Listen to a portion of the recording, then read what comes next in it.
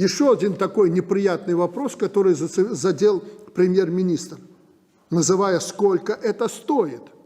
И вот я Дмитрия Леонидовича попросил, когда встал вопрос с кислородом, слушай, а ты посмотри, как мы расходуем этот кислород. Я не стану даже называть, я по мелочи его предупредил, как используются кислородные эти маски и так далее, примеры проводил.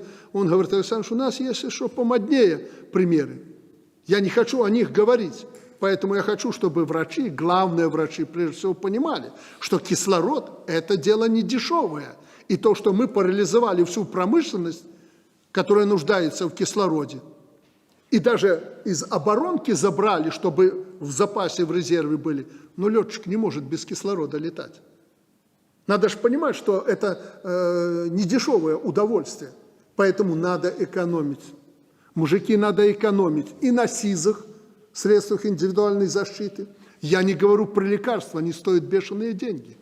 И на тестах, ПЦР-тестах или там экспресс-тестах, и на масках, и на всем остальном. Везде надо экономить, потому что это наши деньги. И деньги немалые, которые мы тратим. У нас вот пошел этот навал, обеспечим, все, вылечим и прочее. И никто не стал, и все перестали считать деньги. И вот председатель комитета госконтроля доложил, что, кстати, я первый раз об этом слышу, что уже начали жулье эти посредниками стали. Они начали уже в 5 раз цены завышать на расходники и прочие там кислороды, запасные части для тех же ИВЛ. И на сам кислород. И на сам кислород. Поэтому я тебе сказал, что сделать.